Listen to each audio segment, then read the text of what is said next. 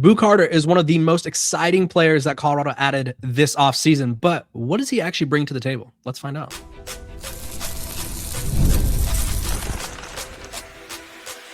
You are Locked On Buffs, your daily podcast on the Colorado Buffaloes, part of the Locked On Podcast Network, your team every day. Welcome to Locked On Buffs. I'm your host, Kevin Borba. Today's episode is brought to you by FanDuel. FanDuel is officially in playoff mode every game day during the NFL playoffs. FanDuel is giving customers even more ways to get in on the action. Visit FanDuel.com to get started. We're also brought to you by the Locked On Podcast Network, the #1 sports podcast network. Joining me today is Eric Cain, and this is like a yearly sort of thing that we've been doing because our programs just keep exchanging players. But he hosts Locked On Vols, and he's covering all things Tennessee over there. Eric, it's finally happened. And I remember talking to you, I think it was at the beginning of this season, actually, where Boo Carter was kind of flirting with leaving the team, and then he ended up returning. And there was some sort of internal rift there. And now he has officially left Tennessee and has officially come to Colorado, which I feel like me and you have talked behind the scenes a few times where like, it's going to happen eventually, but we don't know when. And so it finally happened. Pen has been put to paper. And so talk to us about what Boo Carter brings to the table as a player. Yeah, man, there's a lot here. I'll start off by saying just a dynamic athlete, phenomenal athlete. He can impact all three phases of the game. He's a really skillful defender, can play multiple spots in the back end. He's, played the nickelback star position at Tennessee and was, really, really good as a freshman. He split it with another guy in the 2024 season. Tennessee's really good defensive year kind of led them to the playoff. And, about midway through that season, he took it over. Like, it was just taking a little bit as a true freshman. Then he showed, like, hey, I can handle this my own. And then he started playing, 70, 80 snaps a game. And, really, really made an impact. Very physical player, good blitzer from the second level. In coverage, it's a work in progress. He's not a liability, but I think there's some room to grow, especially as a slot corner, of course. He saw a lot of dynamic athletes in the Southeastern Conference, and he played against KC Concepcion when he was at NC State in 2024 before he went to A&M, and those guys had some pretty good battles as well. So defensively, does a really good job. There was talk about him playing some wide receiver. He practiced some wide receiver last spring before the summer, which I'll get to here in a moment. They kind of threw that aside. Returner, he was a honorable mention returner in the SEC as a freshman or whatever. He averaged 16 yards per punt return, 16 returns as a freshman, and had a couple nice returns earlier this year. So, again, a dynamic athlete with the ball in his hands. I covered him in high school several times, and, he played pretty much anything, wide receiver, running back, safety, and just really impactful with the football in his hands. And so that's why everybody wants him to play a little bit of offense, and I'll be intrigued to see kind of what the plans are for Colorado because we know the two-way prowess of that program with some of the recent players. Now, off the field is another story. You and I were joking about talking before the season because he went MIA from Tennessee. Like, July hit and couldn't find Boo Carter. Didn't know where he was. And then ultimately tried to come back, and the leadership committee had to vote him back on the team, and he had to miss a lot of fall camp as punishment, and that put him behind the 8 ball, for Tennessee to begin the season. And then ultimately he stopped showing up, and he was dismissed from the football team at the beginning of November. So there's that, and I mean, there's been some off the field stuff. So really dynamic player, and I think for a player that has so much potential and might be a bit of a project in some areas, like Deion's really good with those kids, and so I'm rooting for Boo Carter because he can be really good for Colorado if he keeps his head on a swivel. Yeah, I think the one thing that Deion Sanders has made clear is, and this isn't common in college football, I actually think it's quite uncommon, is he will sort of like focus on a handful of players if he feels like they need that extra attention, that extra love, and where it's like, hey, Eric, like I feel like you have the potential, but you're just kind of not on the right path. And I feel like Deion Sanders, of all people, sort of understands what it's like to come from some of these backgrounds where it's like he relates to these kids at a level that no one else does in college football because he came from Florida. He went to Florida State, was a great athlete there, played just about every sport possible, and then went on to be an NFL player, went on to be a legend. And so he understands the journey. He played for the Braves, shout out the Braves. And he understands like the journey that these kids are trying to go on to. And so he understands like, hey, if you want to do this, like you cannot do that. And so hopefully from that perspective, like he can sort of, I won't say talk some sense into him, because I think sometimes it's just a matter of like the certain attention that a player needs, right? And I feel like some programs are more willing to give it to others, because some programs like Tennessee or Texas or Ole Miss or whatever, I know the Lane Kiffin clip went viral a couple years ago, where it's like some coaches just want you to show up and handle business. And it's not to say that they're not nice people, but it's just like they don't have time to like key in on you for every single day to be like, okay, is Eric showing up to class today, or is Eric doing this? And so hopefully Boo Carter can find things in Colorado to keep him on the right track. The final question I want to talk about before we discuss the two-way aspect of this. If you're Colorado, what is the best case scenario for Boo Carter? Like in terms of like production. Yeah. You come in. Obviously he's going to be a starter because he's going to be one of the better athletes, one of the better football players on your team from day one. Mm-hmm. So you come in here, you play that nickel safety spot, corner, the nickelback spot, and you play 60 to 70 snaps a game, and you come in here and you get a couple of picks, and I don't know, you finish anywhere from 4th or 5th on the team in tackles, because I think that though you move him around a little bit, like his home base is defense. That's kind of how Tennessee was going to treat him when he played a little bit of offense, but he's more of a defensive player. But I think he's a guy that, again, you can blitz, from the second level. You can dial up some things. I think he can have a sack or two on the year. I think that he can have a couple TFLs. But primarily, I think that he's a guy that can, finish top 4 or 5 in tackles on your team, and a guy that's going to be around the action no matter, where it is. He just kind of has a nose for the football, albeit playing in the secondary. So best case scenario for Colorado, he comes in, he plays every single game, he stays out of trouble. I mean, he will be an all-conference type player if that's the case. And hope, like, he's got the ability to go to the National Football League, but this will be a huge year for him because he's got to prove it on the field. He's got to prove it off the field as well. But I do think that he's an all-conference type player defensively, if he can just, stay on the field and, avoid injury, of course, but stay on the field and do what he needs to do. Yeah, so if you're a Colorado fan, potential all Big 12 kind of player, obviously there's a lot that goes into that. You can't just show up and be that. So we will see how that unfolds. We're going to talk about the big debate with Boo Carter, because I think a lot of times he's linked to being a two-way player, right? That was sort of his whole thing coming out of high school, was you name a position, he could play it. Can that work at Colorado? We're going to talk about that, but first, we're going to take a quick break.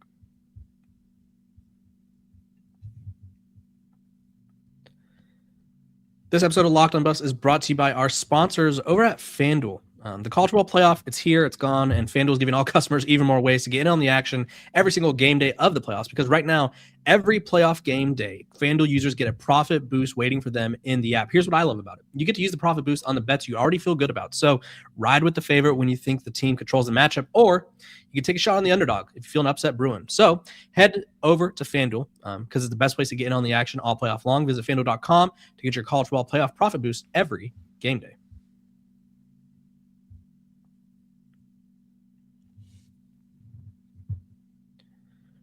Welcome back to Locked on Buffs. We're free and available wherever you get your podcast. Make sure to like, subscribe, and follow. Joining me is Eric Cain of Locked on Vols. Eric, the big debate, and I'll let you, I'm going to give you sort of my thought process on this, and then I want you to give me yours, because I feel like the two-way star in college football is going to become like a huge thing because of Travis Hunter. Like every player who's every recruit wants to be a two-way star, and for the longest time, it felt like no one allowed it. And then Deion Sanders took that risk, and it ended up being the best thing, and probably in recent college football memory. Like I feel like you cannot tell the story of college football in the 2020s without at least mentioning Travis Hunter and how dynamic he was.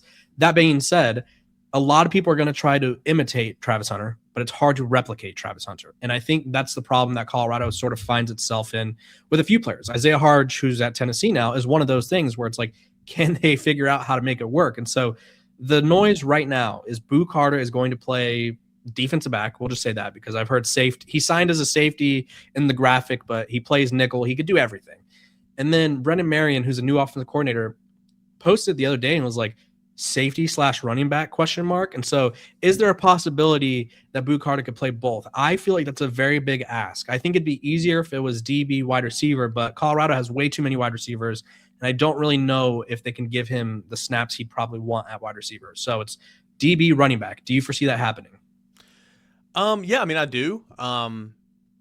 Travis Hunter's 101, right? I mean, like, you have naysayers like me in Tennessee saying, well, that's never going to work. That's not going to work. Oh, dang. Wow, look at that guy go. Wow.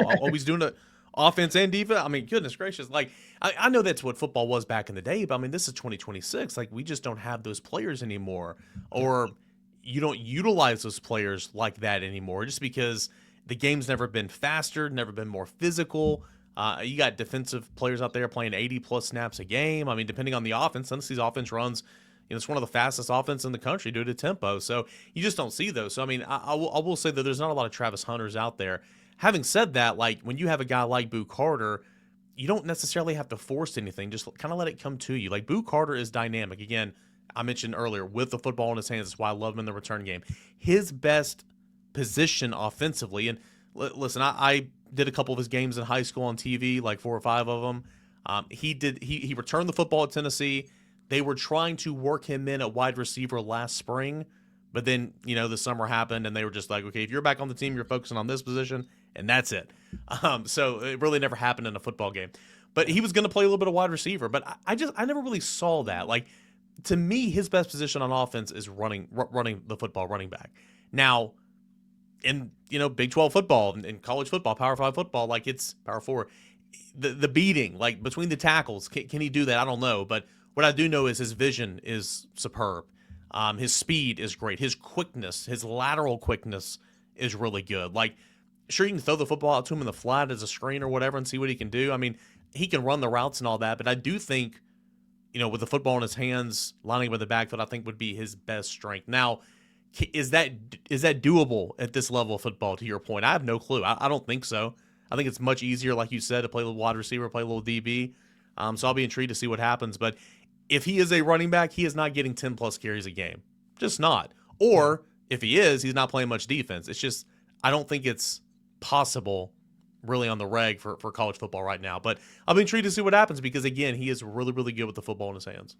Yeah, I think it's one of those weird things where it's like someone did it, but like Travis Hunter doing it is such a different world because he played 2 positions where I'm not saying – because Travis Hunter played literally every snap. And I'm not saying he ever took snaps off, but he could have, right? He could have been like, okay, like on this wide receiver route, like I'm kind of the decoy guy here. So I'm going to run my route, but I'm not like, this isn't 1,000%, right? Yeah. At running back and linebacker, there is no like 50% rep at running back and at DB. And so I just think it gets difficult. The only other example that I could think of that was a running back and a defensive player was Miles Jack at UCLA. And I don't remember how often they split it up, and I'm going to have to look more into that because I think that's the best comparison. Miles Jack was ginormous. He was, I mean, he played linebacker. He was drafted as a linebacker, so he was a big guy. So we'll have to see how this unfolds.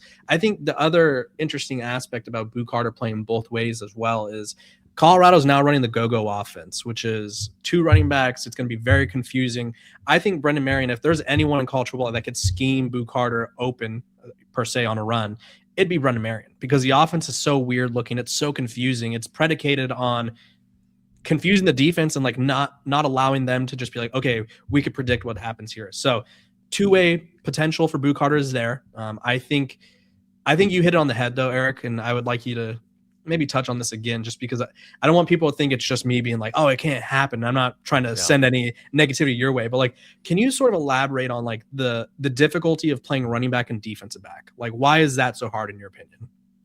Well, I mean, defensive back, defense is reactionary first and foremost. You got to sit there and read. You got to diagnose, run, pass. Okay, what's my guy doing? I got to react off that. Oh, what's my responsibility? I mean, everybody has responsibility every single play, but defense, it's only in heightened because you're in reaction mode. And then, you're playing power 4 football. That guy on the other side of you is really, really fast, or that guy on the end man of the line of scrimmage is very, very physical. So, it's a challenge in that regard. Plus, I think playing nickelback is maybe the hardest position. I mean, cornerback's hard. Quarterback, of course, is hard. Slot corner, nickelback, depending on, the defense you run, I think that is so incredibly difficult because oftentimes they put their fastest guy in the slot. So, or that just kind of what that slot receiver is.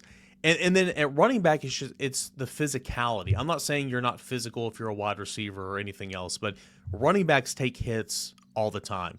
A lot of times if you're not carrying the football, you're sitting there in pass pro and you are getting lit up because a linebacker is blitzing or a Boo Carter from the outside of the second level is coming back. You got to step across the center, go up there and meet him head on. And, you might not fall down, but the contact is what I'm trying to say. So there's just so much physicality at that position. So it can happen. Don't get me wrong. Like, you can do it.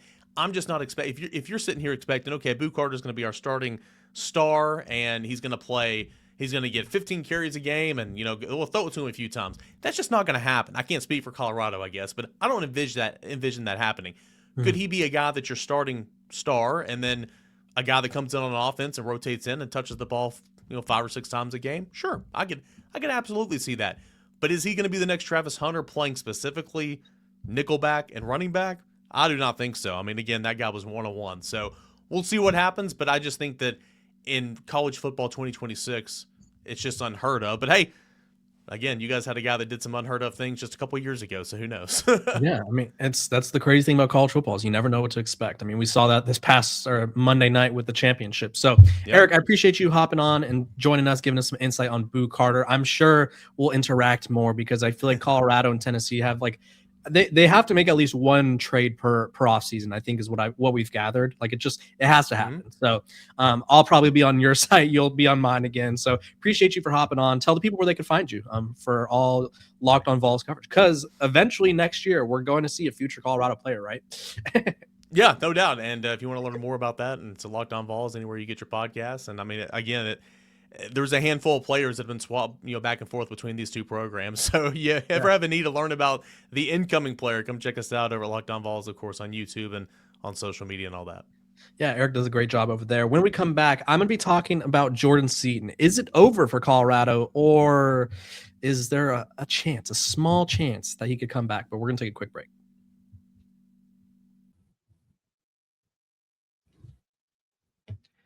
Let's talk Jordan Seaton. So the number one offensive tackle in the portal is still in the market, and his recruitment has taken a little bit of a surprising twist. According to On3, Oregon is no longer getting a visit. They are doing their best to get what Pete Nakos called a FaceTime visit. So just a little chat over the phone.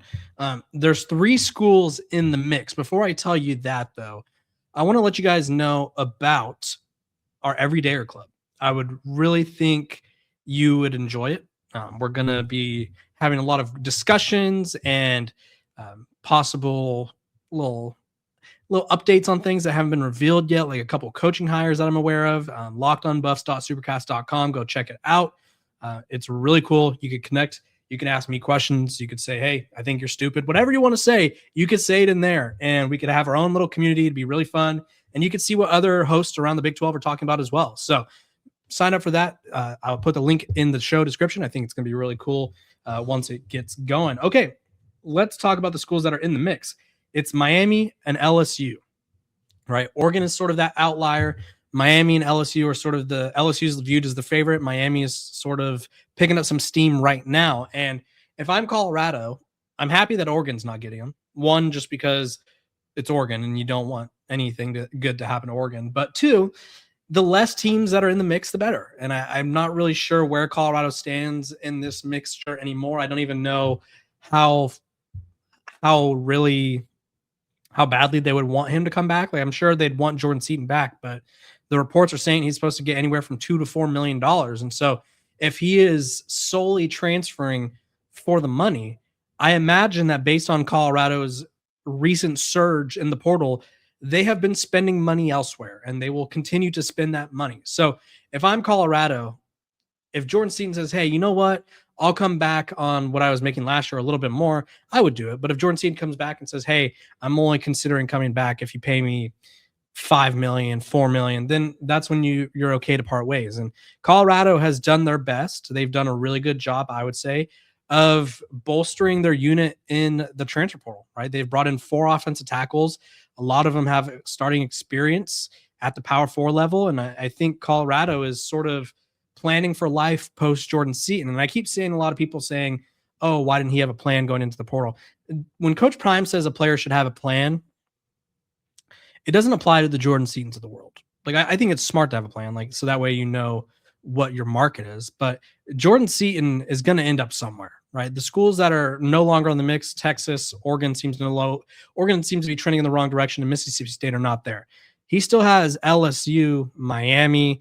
I'm sure other schools like Texas Tech would get in the mix if they knew he was interested. Like, Jordan Seaton is going to have his pick of the litter. So that doesn't necessarily apply to him. So I understand why he's taken a long time to sort of get his decision made.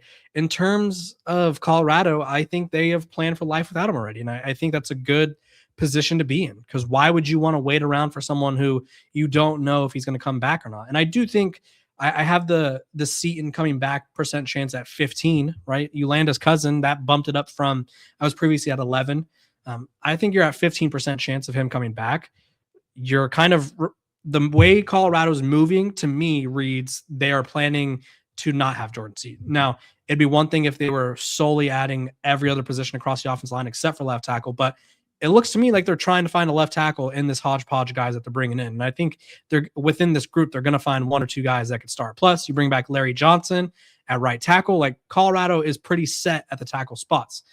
So it'll be interesting to see what Seaton does. I'm confident that I'm confident in Colorado's class right now. If you look at where they rank in the Big 12, second best class in the Big 12 in the transfer portal. And honestly, the way Texas Tech is spending money, Colorado may as well be the first place team in the Big 12, right? Because Texas Tech is on a whole nother level. They're spending more than some of the SEC and Big 10 programs. But if you're Colorado, you have to like where you're at with this portal class. I'm impressed. I think that there's, I want to say a ton of room for improvement, but like I would say I'm pretty happy. I would say if there's any positions where I would like Colorado to go get more, it's like interior defensive lineman, just another one or two more to have more depth. I like how they attacked the running back room. I think the corners and safeties are all looking pretty good. Wide receiver, I mean, best wide receiver corps in the Big 12 is my opinion on the group. So Colorado's nailing the portal. I think the other day they were called losers of the transfer portal, which made zero sense. It was solely because they lost Jordan Seaton and not because of anything else. And is Jordan Seaton a great player? Yes. Is Colorado's offensive prowess and scheme now predicated on sort of what his weakness is? Yeah. So I think both parties can end up being just fine. I think Colorado fans would have liked to see Jordan Seaton finish out his career, especially since they gave him the Buff Award. But either way, that's how the portal be, right? Until there's rules to prevent these guys from just jumping all over the yard and get millions over here, millions over there. Like, this is what college football is. And your best bet is to either be able to pay someone or have a plan to split up. Like, say Jordan Seaton was making $1 million at Colorado. Well, if they didn't give Tafiq Bayard $500,000, that means Colorado's probably trying to spend anywhere from 100 to 300K, I would guess, and probably a little less for some guys. But with $1 million at, say, 300K, right? You're bringing in 3 transfers, right? If you're bringing 100K, you're bringing in a bunch of transfers, 10 transfers, right? So either way, like, you have to understand, like, I think Colorado has attacked the portal well enough. I'm not sure what else other people would have wanted, I guess. Like, I think after losing Jordan Seaton, they recovered really well. So I'm Kevin Borba, host of Locked on Buffs. If you haven't checked it out already, Nathan Mitchell, Colorado safety, hopped on the show earlier this week. Go check that episode out. Really fun getting to know him. We're going to talk to some more insiders from around the country to learn more about the transfers we got coming in. Up next is Jaden Hardy from Oklahoma. I'm excited to see what he brings to the table, and we'll talk to one of our Locked on Sooners hosts. So appreciate you guys for tuning in, making me your first listen of the day. We are free and available wherever you get your podcasts. Make sure to like, subscribe, and follow, and I'll see all of you tomorrow.